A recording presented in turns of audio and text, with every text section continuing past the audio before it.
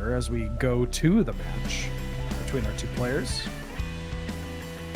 Now, I will say Andreas and I are on very similar lists for the Scapeshift list, but does have access to 2 main deck copies of Pyroclasm.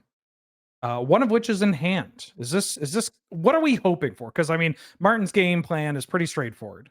Play an infect creature and turn it sideways and count to 10. Yeah, I mean, honestly, How you're are trying we to go as surviving? fast as you can with a Pyroclasm, and, this isn't the fastest hand, but the Pyroclasm just makes it a keep.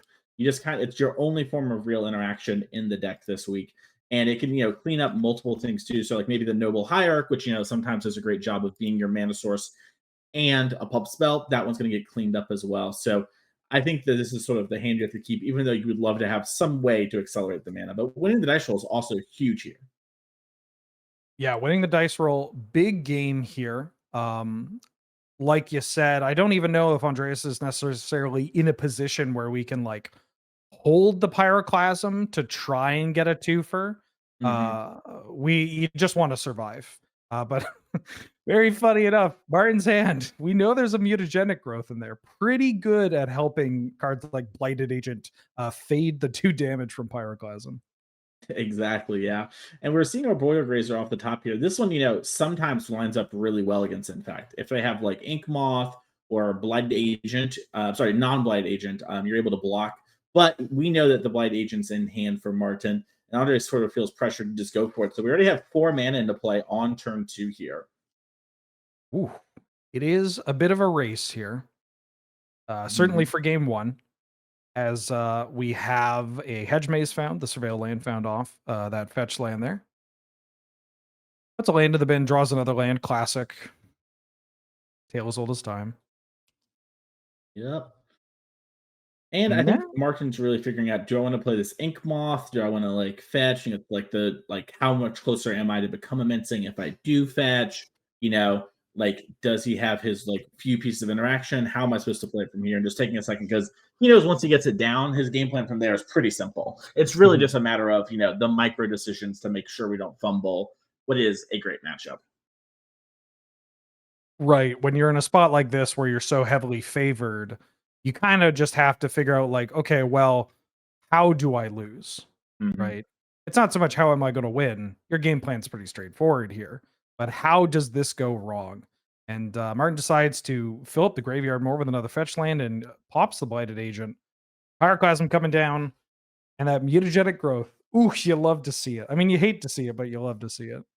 Yeah, the mutagenic growth, and Andres is probably like, okay, well, I'm saving 2 in life from the infect. That's pretty good. Unfortunately, we know with this fetch land, we're actually going to be Might Corrosa into Become Immense, which is 11, and Andres is dead if Martin goes for it, and he is. A lot of players having 3 copies of a very specific sorcery stuck in their hand as they die to cheap creatures from Martin Juza. Sorry to put salt in the wound there so quickly after this, but we're going to see, as you said, the Might of Old Crosa giving the Blighted Agent +4/+4, and then comfortably making it gigantic. Yep. And that's all she wrote. That's game. Martin Juza doing his best Rita Repulsa impression by making his monsters grow there. That's a little Power Rangers Hmm. for Will. Off to the sideboards. What if you're in Andreas's position? What are we doing here? How are we surviving? I mean, honestly, we got to bring the Pyroclasm in. I think that's like Mhm. a kind of given. And I think these Obsidian Charmaws, you might just have to bring them in just in the hopes that like they blow up Blight Ink Moth Nexus, and then they come down a little quicker because of that, and they block. And so you can either just go as quick as possible, or have those in order to like maybe generate some time.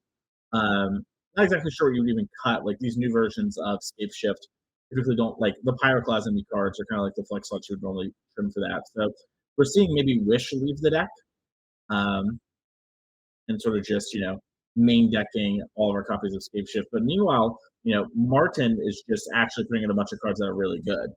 Things like Spell Pierce that are just going to Mhm. ruin on this day if it happens. Now, I have a bit of a flavor question for you. Do you feel like that's something you could comfortably answer for me? Yeah, hit me. I'm gonna play the Atrax's expert. Fall. Do you think it should kill Phyrexians? Just in general. Yeah, like just it kills a creature that happens to be creature type Phyrexian. Yeah, I think that's probably fine. That's pretty Mhm. cool.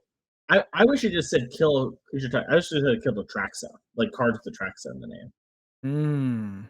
You know, if you're ever Anything making that a Traxa mentions without flying. Atraxa. Yeah, like there's also like Atraxa. I think there's like Atraxa's General or something like that as a card. Let it die. Who cares? I regret to inform you, or maybe this will make you even happier. Atrax's Fall can actually kill every card that has Atraxa in its name. Heck yeah, I love to That hear is that. that's some heads up hockey right there. Hmm. You Well, love to the see it. problem is though, by doing it this way, they've like tied their hands forever. All Atraxa cards have to be that way. You know, Mm. just maybe you should have thought of that one, Wizards. Well, it's hard to hold them accountable for stuff like that. It does so much. It kills a battle, kills an enchantment. Mm-hmm. It's a creature with flying, I think. You're right. It's a Mm-hmm. plummet. Yep. Yep. Could kill the Plague Stinger. Unfortunately, can't kill the Inkmoth Nexus.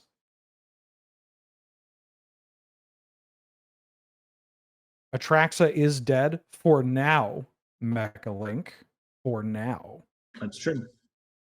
Yeah, but what if Atraxa comes back and like blah Ooh. blah blah? Mm-hmm. You think they're never going to do Phyrexians again? This is a forever game. We'll get the Phyrexians back. Don't worry. And they'll be joining up with Limb Duel. That's right. Mm. That's image 4. We talked about that when we are on image 3. We're like, hey, next time Phyrexians Limb Duel. Yep. Back into the booth here as both of our players make sure that we get everything in order here. Ben Wheeler and Mason Clark answering all of the questions that you have about flavor implications in this matchup. Mm-hmm. And if I may ask another question, because you've worked on card design. Mm-hmm. If you were to make another 1-mana creature with Infect, what would you make it? What kind of stats? What text we talking? I pitched -1/1 for MH3. Ooh. Yeah, that was a pitch I had. So, Okay. kind of a weird, kind of a meme card, but didn't really have a place in the file. Hints of Char Rumbler there. Yeah, I No. think it's cool to like the cool part about Infect is like them casting the pump spells. And so I kind of want it to be one where you have to work for it a little bit. Maybe it could be Right. like even a 2, like -1/2 or whatever, like Ooh. you gotta work for it. Might as well give them a little bit of reward. But yeah, that would kind of be my thing. Okay. Yeah. Interesting. I like that. I like getting a little wild and wacky with your Infect deck here. Mhm. Yeah, maybe they'll Um, put Rancor in it again. Who knows? Probably not. we can only hope. Now you mentioned that you had played Scapeshift kind of as Mhm. your entrance into modern or competitive modern. Mhm. Um, how does this version, a strict like red green, no primeval titan, no nothing outside of just ramp and stuff? How does this fare compared to some of the older builds? I think this one's nice. It's very streamlined for the modern day. I used to like you mentioned there, like we had Primeval Titan, and when I was playing it, it was at an RPTQ, which is like an RC but Mm-hmm. smaller for people who weren't around then. And like Our Promise had just come out, and that was like the big tech. I was like, oh, I have like another mini Scapeshift. Whoa. And now those cards have basically like left the deck. They're just far too mana inefficient, and the format is very quick. And in the decks where like they're slow. You just don't need that kind of time. Wow, Right. Martin kept a hand this game.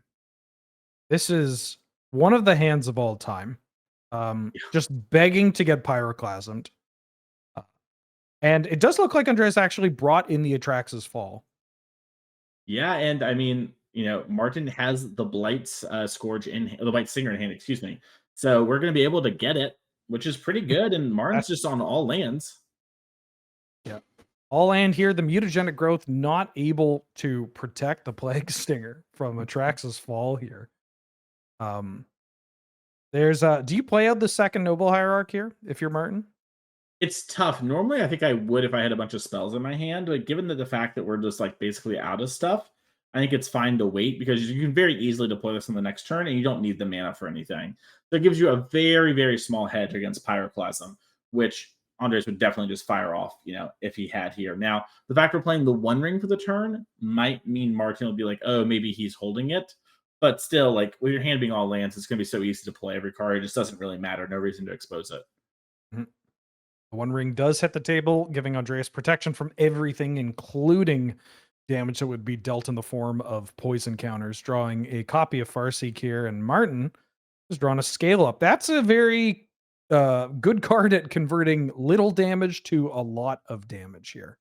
Yeah, I mean, if we were able to attack this turn, let's say, Andres had played a ramp spell like back in my day, you'd just be dead. The scale up Mhm. make it 6, the 2 exalted triggers make it 8, and then the mutagen growth makes it 10. That's all she wrote. And that is like the appeal of these decks is, you get to do stuff like this. Martin decides to attack in here with the Plague Stinger.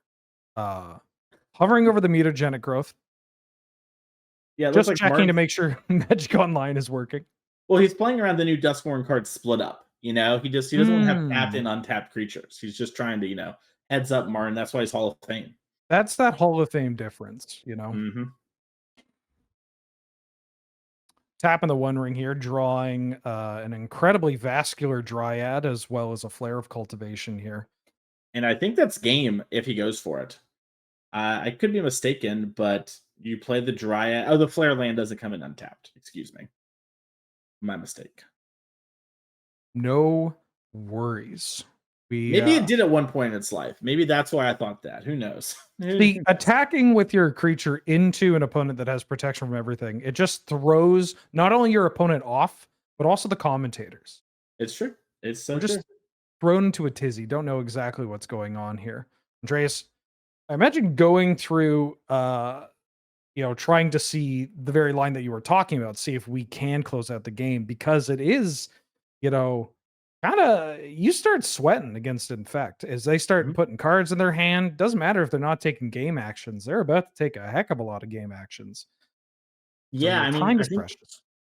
it's an interesting spot too, where like looking at if we had Grazer's lethal, so like it does look to be really close, but it does look like a turn where one of the nice things about Scapeshift is like it's pretty like by the numbers. Like you can only do so much. You're always trying to get to a certain point, and so Mhm. especially with the red green builds, you're kind of limited. So we're probably just going to see something like Dryad come down and then hold up a Traxxas. Oh, I'm sorry, and then deploy a Traxxas Fall, and then like hope to not die, but. Because unless there's a card off screen I can't see, we're in a bit of a pickle. Uh, it does. We have the full hand in picture here. So yeah, I I think we're just doing the math and then realizing, oh, maybe we should just settle into killing the flyer and playing out a Dryad. Yeah, maybe the thought is, am I supposed to play Dryad, play the land, and then Farseek in order to get the next land to trigger the Valakut? Since the Valakut will be a mountain thanks to Dryad, and maybe you're supposed to save the Atraxas Fall. Maybe that's what Andres is thinking about. Um, Not exactly sure. Mm, if we play the Dryad again, if Andreas plays the Dryad and then first land plays out a Stomping Ground to get us up to 5 mountains, and then plays a Wooded Foothills, uh, we're getting a trigger Hmm. on the Plague Stinger, and then having a fetch land that can then potentially save us from an Inkmoth Nexus attack. Yeah, I Mm. actually really like this. So we did it this way to play around Spell Pierce because that's a Mhm. card that's in Martin's deck. And so we wanted to make sure to get that Infector off the table so that the Inkmoth Nexus would have to be animated. And now we get to get our Valakut trigger here, which with a fetch land means we can actually fight over the Inkmoth as well. So this play is actually much better and plays around Spell Pierce, which, open information tournament, he knows Martin has 2 of those in his deck. Very Mhm. heads up play there from Andres. Looking to clear that Noble Hierarch off the board as well, just trying to keep Martin's mana low, get rid of any pesky Exalted triggers. Ooh, I love it. Floating the blue mana. Being like, Okay, you got me. I did have Spell Pierce. Good sequencing. Just kidding. No Spell Pierce to be found. Of course, Andreas doesn't know that.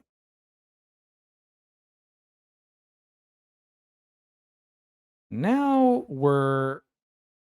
Martin has a mutagenic growth. Scale up being a sorcery does kind of put the timing into a bit of a weird situation with the Inkmoth Nexus here.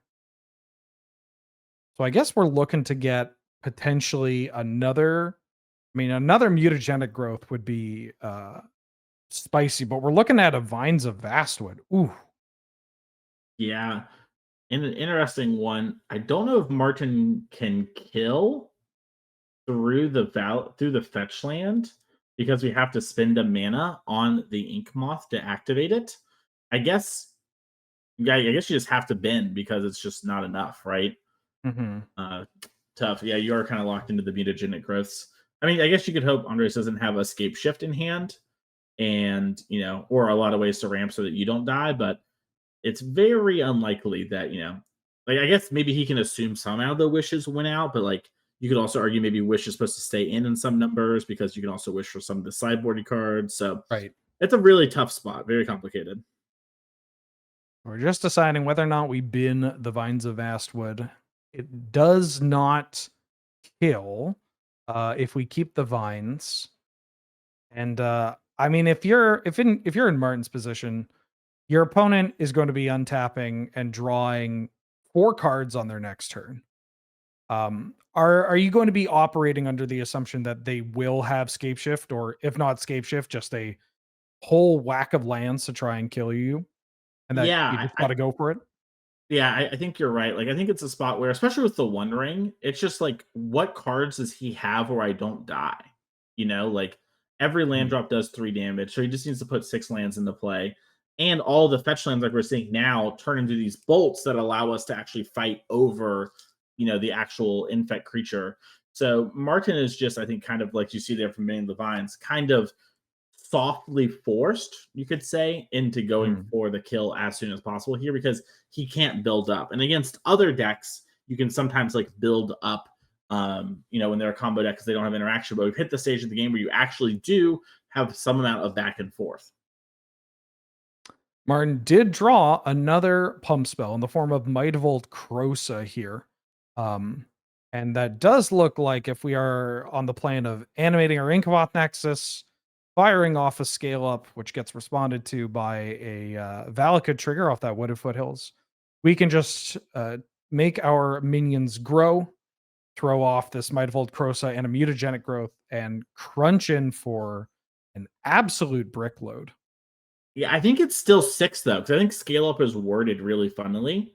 Oh, is it not base power and toughness? I can't remember. I all I remember is that scale up was a weird card. So you might be right. I'm trying to pull up the text right now. Ooh, Actually, target creature becomes a yes, yeah, okay. with base power and toughness 6/4.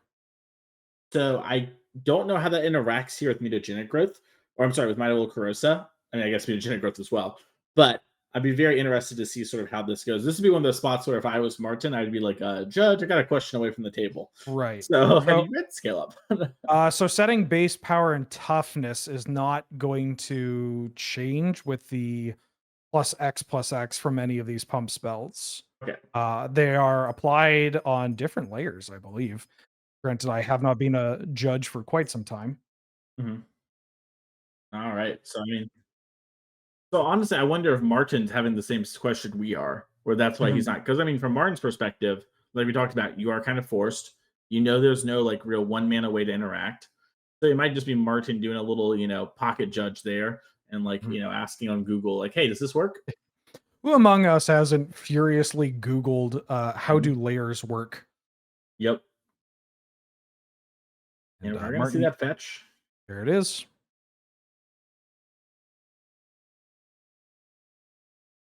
And we have the Valka and the Surveil trigger. Ooh, Surveil first. Make it feel like it matters. Mm-hmm. Get that timing. Get that time in. Gotta be optimal. True. Although Well, actually, in this spot, isn't it optimal to see whether or not the triggered ability of Valakut goes off and then I surveil based on that? I think so, yeah. But I also think it's all right because if this doesn't work, you're just dead. Yeah. You know. Oh, So, for sure. I guess you and I are about to play then. Yeah, Wait. all Martin needs to do is navigate through casting this Might of Old Krosa, which this is the main phase, so we are getting the full +4/+4 special here.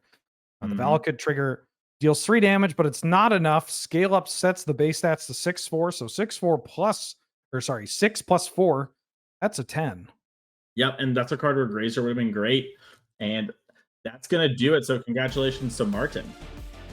Congrats to Martin for winning that match with Infect versus Andreas Petersen. This means that Martin is the winner of this pod and thus has made his way into the top 8.